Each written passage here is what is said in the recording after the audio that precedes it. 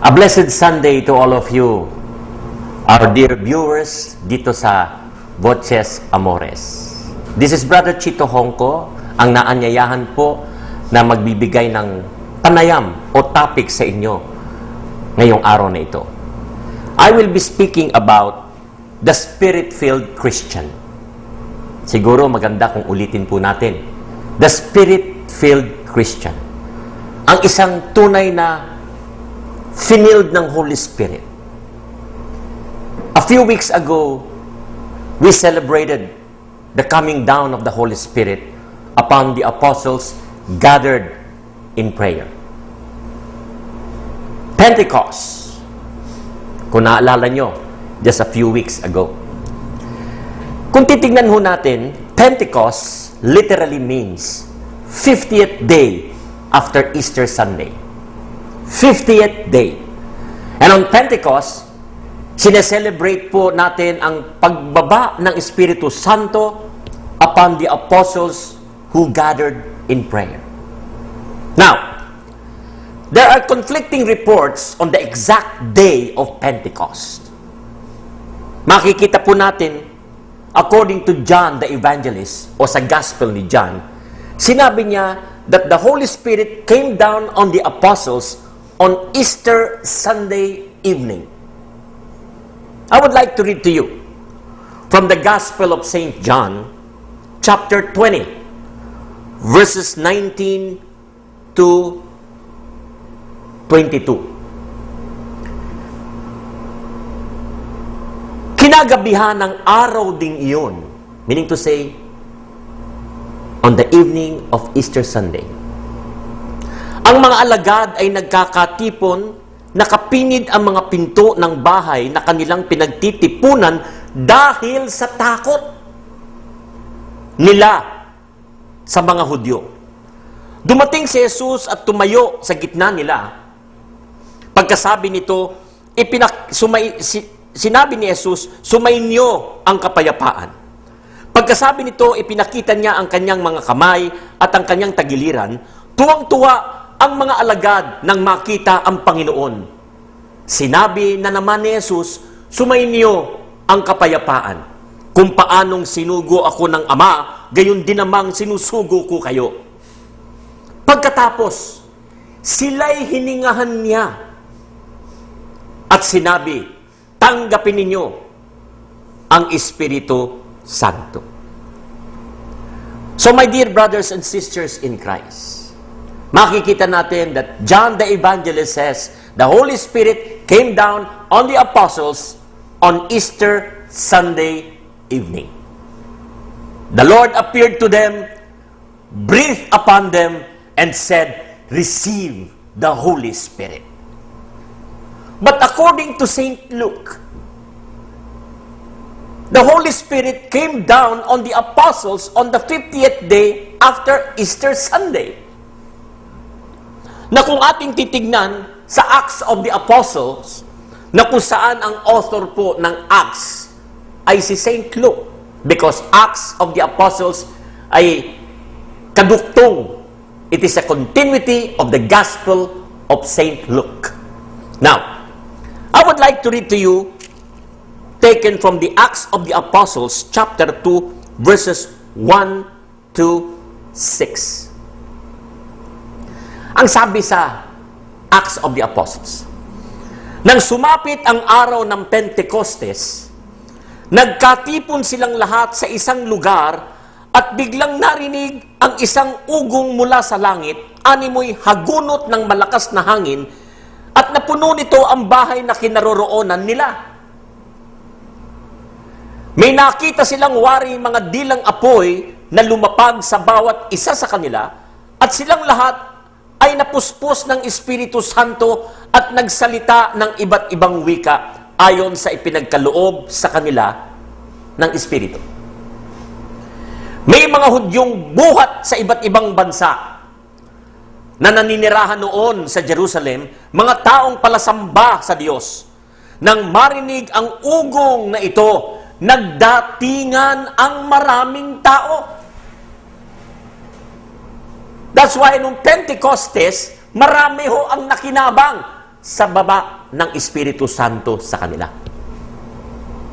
Kaya kung ating pong titignan, mga minamahal naming nanonood ngayon sa programang Boses Amores, makikita natin that according to Saint Luke, the Holy Spirit came down on the apostles on the 50th day after Easter Sunday.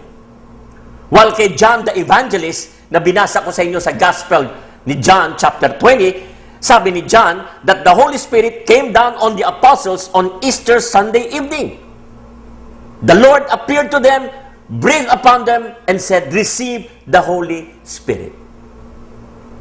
Ano ba talaga? Para bang nakakalito?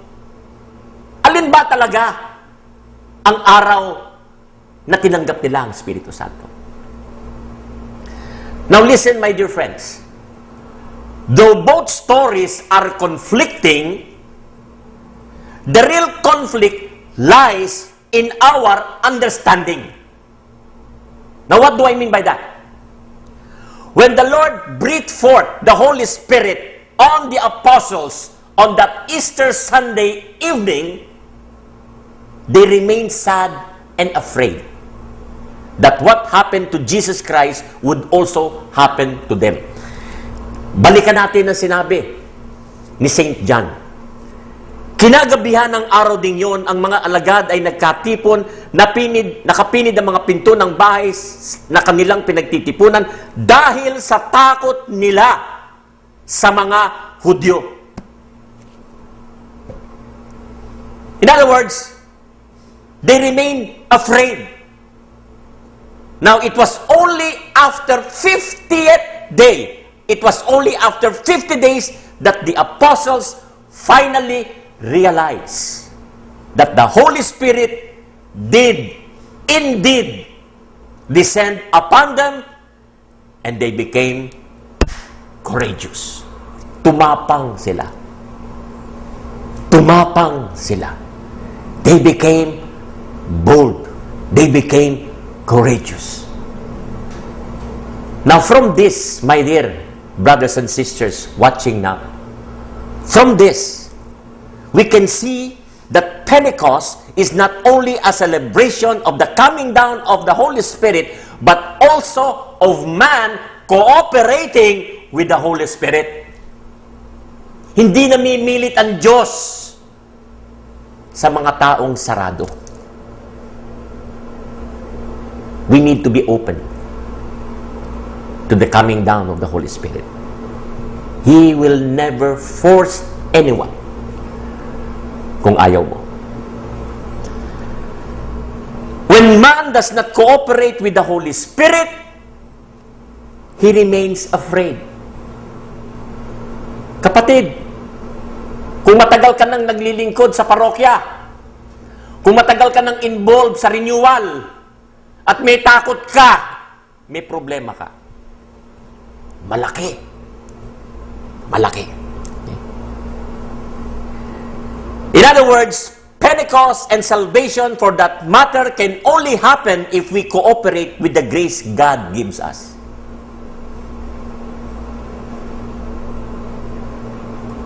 Buti nga ang mga apostoles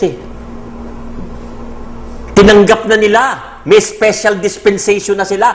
Noong Easter Sunday evening, inunahan na sila ni Lord. Hiningahan na. Binasbasan na sila. Receive the Holy Spirit. Hindi nila na-realize. Hindi nila naunawaan sapagkat nababalot sila ng takot. Tulad ng sinabi ko, when a man does not cooperate with the Holy Spirit, he remains afraid. Only after 50 days, na-realize sila. Mga kapatid, lahat tayo, tinanggap na rin natin ang Espiritu Santo, like the apostles. We too receive the Holy Spirit in baptism, confirmation.